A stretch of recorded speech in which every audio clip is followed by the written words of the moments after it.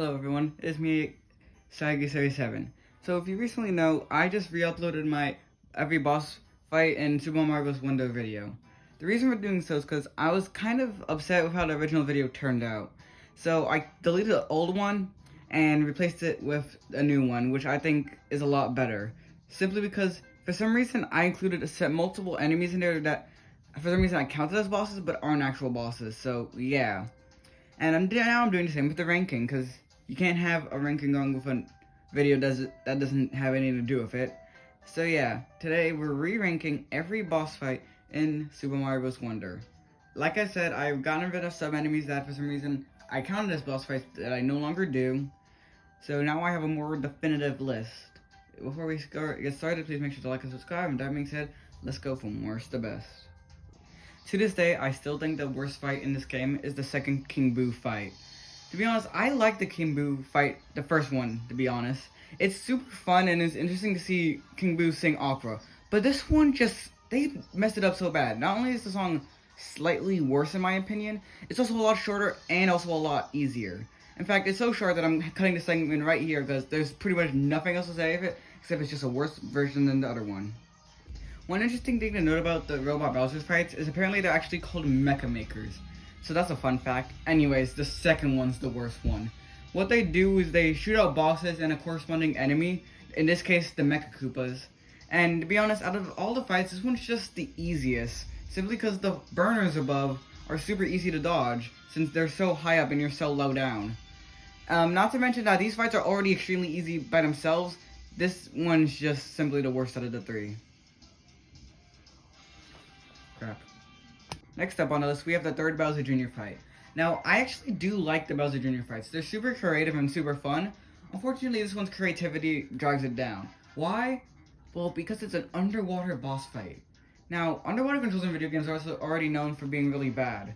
And this one, it's just bad. So basically what Bowser Jr. will do is using his wonder power, he'll cause like the water to go into these like little water bubbles in which you'll have to swim through them as you're dodging his attacks. Also within the second, also to note, in the third and fourth phases, spikes will show up on the ground, meaning you have to stay in the water at that point.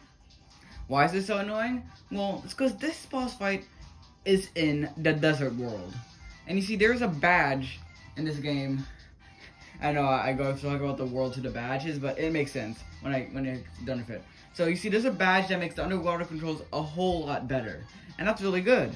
But because this boss fight takes place in the desert world, you wouldn't think to use the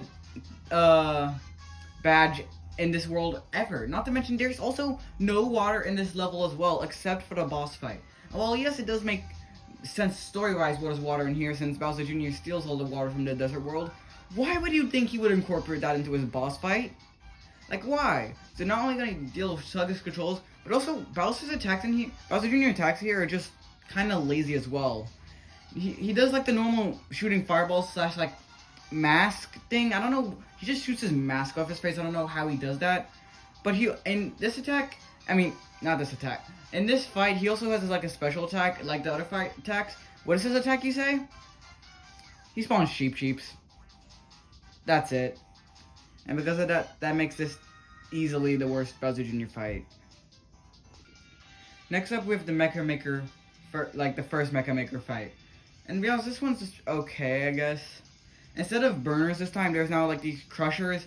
So like you have to actually time when you have to go through here in order not to get crushed. Instead of Mecha Koopas, there's now bombs, which are slightly harder enemies to deal with than Mecha Koopas. But yeah, besides that, it's still a pretty easy and disappointing fight. Next up, we have the third Mecha Maker fight. And out of all three fights, this one's actually the most difficult, simply because it actually has you like somewhat fighting the thing. So first of all, the enemies present here are the flying Mega Koopas, which are pretty difficult and annoying enemies to deal with, especially in the context of this fight. You see, in order to beat it, you must pull these like little levers, like these little like string things, in order to like get rid of the fire that's blasting across the arena. Because if you can't get rid of it, you won't be able to stomp on the button of the Mecha Maker. So after doing so, you then have to climb up the Mecha Maker, press the button, and then you win. The reason this is the best out of the three fights is because this is easily the most interactive and like actual difficult fight. But yeah, they're still not that hard or long. Next up, we have the second Bowser Jr. fight. And out of all the Bowser Jr. fights, this is probably the most mid of them. So basically, the ground will be moving up and down while you fight Bowser Jr. This is seemed out of impressive at first, right? But that isn't until he applies his Wonder Effect, in which the floor will be able to either become ice or like sticky honey. And this will either cause you to slip around or like, well, stick to the ground. And Bowser Jr. has unique attacks with each of these effects. Where with the sliding attack, with the ice floors, he'll start sliding around to try to hit you. And then in the sticky honey floors, he actually dig through it and then try to pop out while also shooting his mask. So yeah, out of all, it's definitely better than his third fight. But to be honest, like I said, out of all the Bowser Jr. fights, it's probably like the most mid because nothing that special happens, especially compared to the other two fights. Speaking of other Bowser Jr. fights, next up is this fourth fight. This one's actually pretty cool, and is obviously, since it's the last fight, it's gonna be the hardest one. So as you see, there's these platforms all around the arena. At first, nothing special happens, but once Bowser Jr. puts on his like wonder form, things starts getting really cool. First of all, there's like giant lava wave shows up in the background, which looks really cool. Second of all, this causes the platforms to wake up, I guess, and they'll be able to move around. And while this is happening, Bowser Jr. will go Beyblade mode and start shooting upwards in order to attack you. And it gets even better in his third and fourth phases, and where he creates shadow clones of himself in order to like trick you. This not only makes it a little bit difficult, but especially in the fourth phase when the lava waves come up again, and the only way you can tell which one's which is by the mouth, is super cool. So yeah, but you may be wondering, if I think it's cool, why is it only the second best out of the Bowser Jr. fights? That's because I simply think the first Bowser Jr. fight is better. But in order to get there, we gotta go through the other bosses. So let's get going. Next up, we have the first King Boo fight, where I'll actually be able to someone talk about it. Now, I really like this idea where after you get into Wonder Power, King Boo just starts, like, comes out of nowhere and starts singing opera of all things, and I think that's really funny. Not only do I think the song's good, but I think, like, the actual chase scene itself is, like, pretty good. We have everything dodging boos, doors, and also having to keep track of, like, the invisible floors, and, moving chandeliers. With the only reason it's like here on the list is because it's a simple chase scene and not an actual fight with King Boo. I would have liked that, but what we got is pretty good. Next we have the first of the three Bowser cannons, which show up as the Wonder Flower effect for all of the airships. And out of all of them, this one's kind of like, again, like the most basic out of the three, simply because like not much happens. Well, it shoots like a laser at you, and you have to avoid it while going across like these musical blocks, which, if it shoots the musical blocks, it'll basically send you and anything else on it flying. And while you're trying to avoid the laser, you're also avoiding like the little like firework guys as well as bullet bills. And while I think this is cool, I feel like this like Wonder Flower effect gets used a lot better in the other airship, so that's why I have to put it here. Even then, it's still pretty cool. Next up, we have the third Bowser Cannon fight. I feel like this one is utilized a lot better because you're trying to climb on these little bars while also trying to avoid the cannon, while also pulling on the little lever string things to get rid of the flames. And I think this is all really cool. The thing is that I feel like while this is all really cool, it's also kind of overwhelming to the point where like trying to avoid all this stuff while also trying to avoid the laser from the Bowser Cannon can get very like difficult and annoying. So yeah, while I do think it utilizes the Bowser Cannon better, I feel like they could have made it like probably less overwhelming, I guess you could say. Which is why I think the second Bowser Cannon is the best utilized out of the three Bowser Cannons. Like basically it puts you in the cloud and you have to avoid this thing's laser while also avoiding fire bars. I mean not fire bars, burners. I don't know why I messed that up. Anyways, well, you would think this is actually kind of overwhelming. It's actually not, seeing as the Lakitu Cloud gives you a lot of makes your movement very fluid and fast, meaning you got a lot of time to avoid the laser while also making sure to avoid all the burners in your way. And I think this is like just the best utilized of the three Bowser Cannons. And yeah, I don't have anything else to say. Next up, we have the Rift Mario fight. The first one to be specific. And I really think this is a cool idea. One, I already like the idea of like these like weird shadowy versions of Mario chasing you while you have and like them following your every movement. But I feel like this is like really cool. Here you're trying to avoid this thing while also pressing switches so you can move on forward. So at this, and sometimes like the level will even make you like loop back around the hit switches you need to hit in order to progress on, putting you in danger of getting hit by the Rift Mario. And I think that's really cool. The only thing that I guess I could say is wrong with this fight is that once again you're not technically fighting it, you're just running away from it. But still, I think the concept is really cool, and that's why it gets to go this high on the list. Next up, we have the third Wiggler race in this game. The Wiggler races are really cool, like little mini games where you have to race a Wiggler across like a course, and I really like them. And out of all three of them, I'd have to say like the worst one would be the third one, even though it's still pretty fun. It basically has you going across this like mountainous course while dodging like all these different types of enemies, and as well as trying not to fall into the poisonous lake below. And I think this is really cool. But the only reason with it being so low is because like the terrain and enemy placement can be really hard to go through and like avoid. But besides that, I still think this is a really fun like little mini game that you can do, like just to get a break from everything. Next up, we have the first Wiggler race, which also is technically the first boss fight in the game. And to be honest, this is really fun.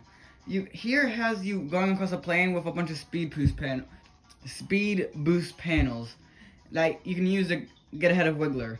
To be honest, I think this is a really good way to introduce the Wiggler races. With it being, while it is pretty easy, it's the reason they made it that way because it's supposed to introduce you to these races. And like I said, with the third race, it can get pretty difficult. So yeah, I think this is a really good job of introducing the Wiggler races. Unfortunately, introducing the boss fights, I'll talk about that later. Next up, we have the second Wiggler race, which is not only what I think is the best regular race, but how to do an underwater boss fight good. Because here, it basically tells you that it's going to be an underwater course. Meaning you know to equip the dolphin badge here, which makes going through the water course also like not that difficult. In fact, it makes the race even funner because it lets you like to swim through it quickly while Wiggler also goes through the water somewhat quickly. Not to mention, there's also parts of the race that aren't in underwater on land, which makes it really fun. And yeah, to be honest, this is just the best out of the three Wiggler races because it mixes multiple elements together that just makes it really fun. Also, side note, the Wiggler is adorable in this game. He's just so precious.